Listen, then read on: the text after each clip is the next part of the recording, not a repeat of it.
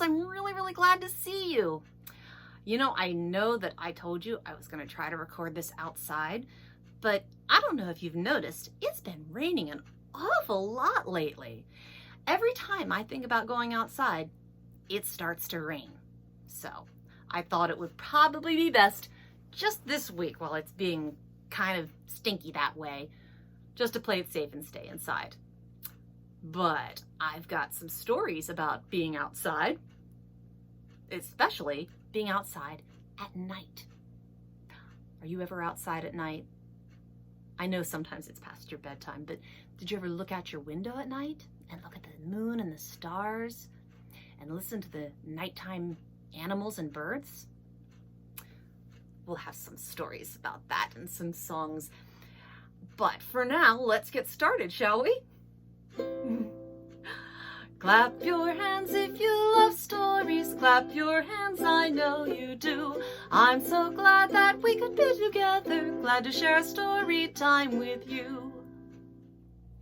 Do you like to go outside and look at the moon?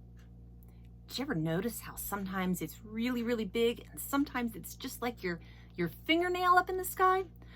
Did you go outside this week? It was full. It was big. Just a big round glowing circle in the sky. Well, I have a story about the moon. And this story comes from Native Americans who live in the northwest of our country and in the northern part of California. They're called the Maidu tribe. And this is their story about the moon.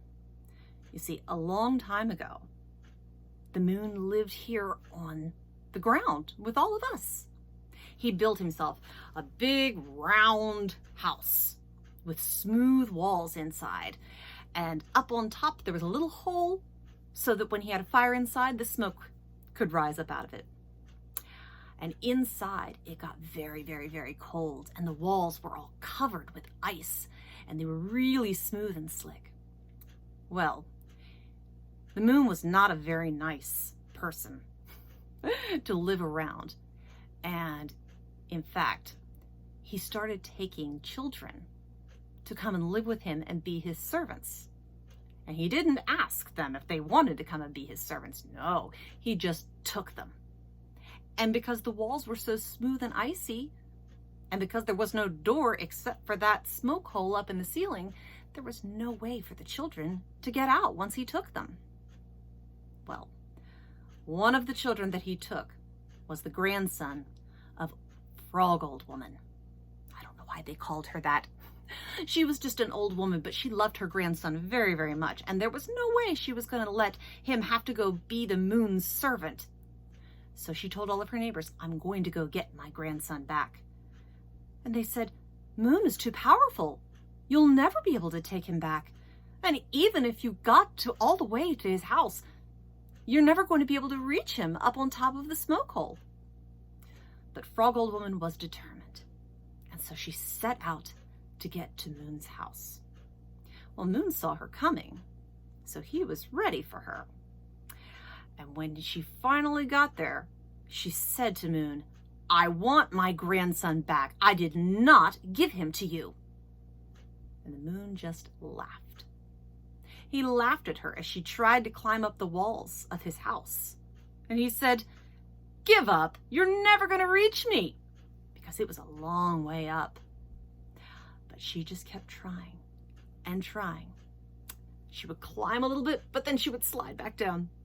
But she would climb a little bit more and then slide back down. And it took a very long time of going up and sliding down, up and sliding down. And all the while, the moon just sat up there laughing, not doing anything but laughing, until finally she got up to him and said, now, if you don't give me my grandson back, I'm going to swallow you.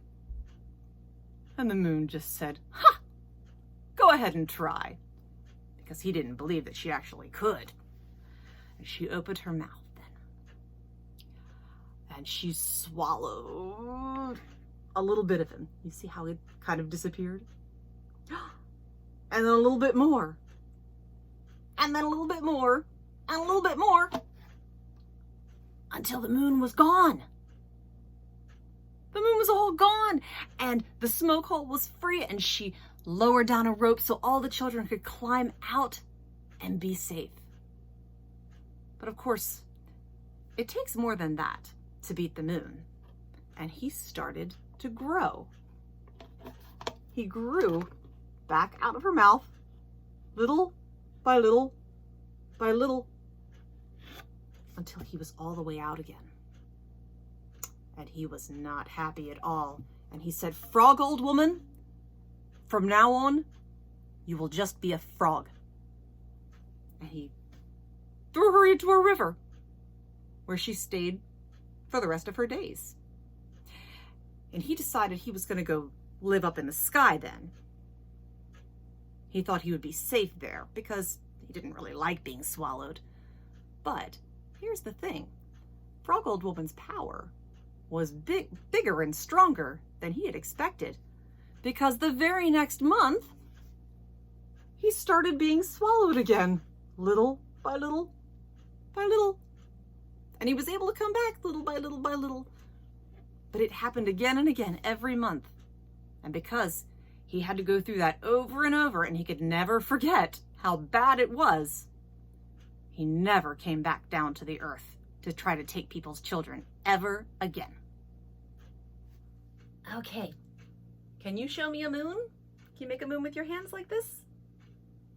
Let's put it up in the sky and say, "Big yellow moon shines so bright, glides across the starry night, looks down on me, asleep in bed, whispers, 'Good night, sleepyhead.' Big yellow moon, your turn is done." Make it go down. "Here comes Mr. Morning Sun. I wake up." Ooh, big stretch. "You go to bed. Sleep well, moon, you sleepyhead." Let's do that one more time. Make your moon. "Big yellow moon shines so bright, glides across the starry night, looks down on me, asleep in bed, whispers, 'Good night, sleepyhead.' Big yellow moon, your turn is done. Here comes Mr. Morning Sun. I wake up. You go to bed. Sleep well, moon, you sleepyhead." I have another story that's not about the moon, but it is about nighttime. It comes from a country that's all the way down in South America called Brazil. And it's about where we got night. You see, a long time ago, the story says, there was no night. Nobody had ever heard of sunrise or sunset because it was always day. We didn't have any nighttime birds. We didn't have any nighttime blooming flowers. All we had was just the sun shining. We didn't even have any shadows. Well, we had people like you and me who lived up on the land, but there were also some people who lived down under the sea.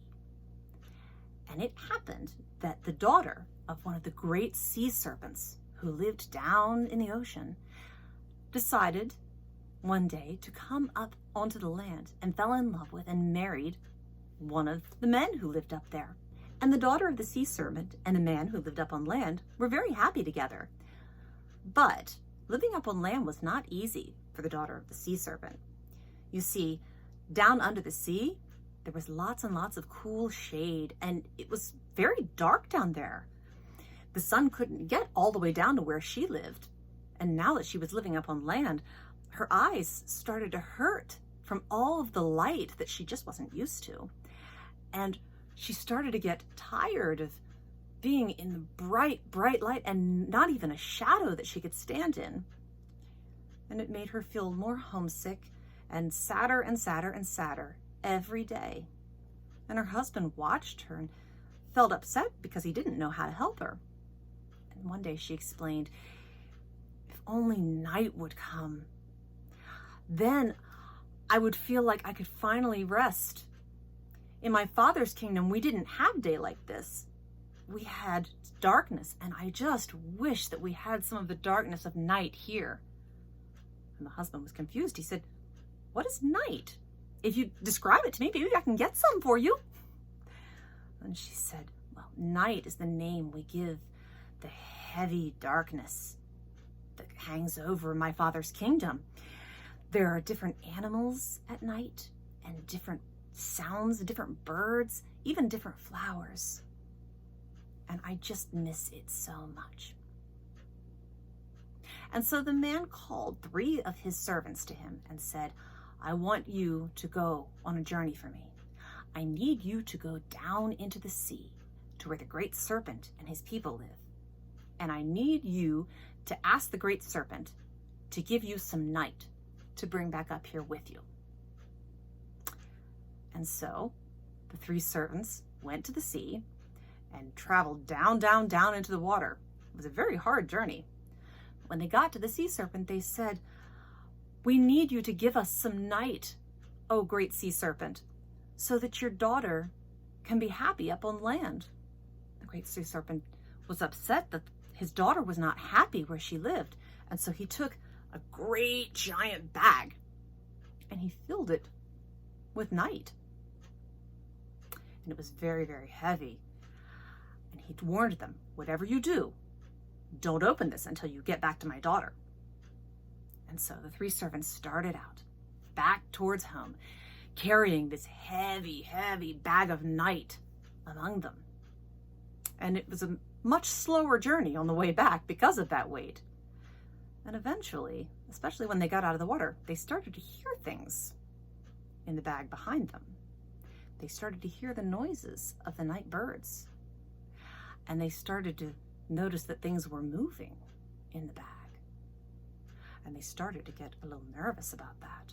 They'd never heard sounds like that in their lives. And they were starting to be very afraid. And the first servant said, let's just drop the bag and run as fast as we can. And the second servant said, but our master will find us and we'll be in some serious trouble. And the third servant said, well, whether we're going to be in trouble or not, I'm going to open this bag because I think if I see what's making the noises, maybe I won't be as scared. And so they put the bag down and they opened it. And all at once, out rushed all of the night beasts and all of the night birds and all of the night insects and the great big black cloud of night. It filled the sky. And the servants were really terrified then, and they ran off into the jungle, leaving the bag behind. The daughter had been watching from her house, waiting and waiting and waiting, peering out as hard as she could so she could see when the servants were getting back close to home. And suddenly, as she watched, she saw the great dark cloud coming closer and closer. And she saw the birds and the beasts coming closer. And she was so happy. She said, night comes at last. And she closed her eyes and fell asleep. And when she woke up, she was so greatly refreshed. She was as happy as she had ever been. And she was ready to start the day again. And she looked up at the bright morning star that was there, just twinkling away, waiting for the day to start. And she said, you from now on are going to be the herald of the morning, and you're going to be the queen of the sky at this time.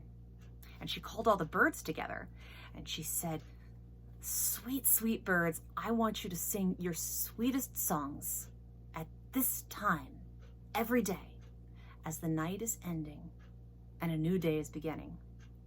And you, she said, pointing to the rooster, she said, you are going to be the watchman of the night. You are going to be the one who watches the night and lets everyone know when the morning is going to be coming. And to this day, every day as the night is coming to its end, the morning star twinkles up in the sky, and the night birds and the morning birds start singing their very sweetest songs.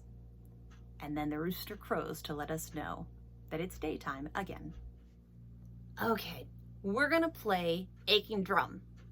And if you have a drum that you can bang on along with the song, you should go get it. And it doesn't have to be a real drum. You can use anything. You could use an old empty coffee container You can use your hand on that, or you can use a wooden spoon, anything you have. If you have just a couple of sticks or wooden spoons that you can clack together, that's fine too. If you have a cardboard box that you want to bang on, that's fine. If you just want to clap your hands, that's fine too. I'm gonna play on my lollipop drum. And someday, if we can get back in the library for story time together, face to face, I have a lollipop drum for each of you to play along with the songs. Someday. But for now, you can just pretend and you can play on whatever you have at home, unless you have a lollipop drum. Do you know the song Aiken Drum? It's kind of a silly song about a man who lives in the moon. So here we go. Start banging on your drum. There was a man who lived in the moon, lived in the moon, lived in the moon. There was a man who lived in the moon, and his name was Aiken Drum. And he played upon a ladle, a ladle, a ladle. He played upon a ladle, and his name was Aiken Drum. His hair was made of spaghetti, spaghetti, spaghetti. His hair was made of spaghetti, and his name was Aiken Drum. His eyes were made of meatballs, meatballs, meatballs. His eyes were made of meatballs, and his name was Aiken Drum. And he played upon a ladle, a ladle, a ladle. He played upon a ladle, his name was Aiken Drum. His nose was made of cheese, cheese, cheese. His nose was made of cheese, and his name was Aiken Drum. His mouth was made of, what do we think? Pizza, pizza, pizza. His mouth was made of pizza, and his name was Aiken Drum. And he played upon a ladle, ladle, a ladle. He played upon a ladle, and his name was Aiken Drum. There was a man who lived in the moon, lived in the moon, lived in the moon. There was a man who lived in the moon, and his name was Aiken Drum. The nice thing about this song is that you can make the parts of his body anything you want them to be. If you look around and you want to make his hair made of a blanket and his arms made of teddy bears, you do it. No one can tell you that that's not what he really looks like up there. Well, I hope you enjoyed all of our stories about the night. This is my friend Mr. Owl, and he liked the stories about night, so he said he was going to come help us with our goodbye stretch. He was sitting and listening, and he thought he especially liked the stories that involved the birds at night. Well, I'm really looking forward to seeing you again next week, so don't forget to come see me, all right? And hopefully someday soon we'll get to see each other, not on a computer, but face to face, okay? So here we go. Let's get a good stretch. Reach for the ceiling. Okay, it's not fair to fly. We can't fly. We can't ask the boys and girls to fly. Reach for the ceiling and touch the floor. Stand up again. Let's do some more. Touch your head. And now your knees. Do birds have knees? Up to your shoulders. Like this, you see. Reach for the ceiling. That's cheating. And touch the floor. That's all there is. There isn't any more. Bye-bye.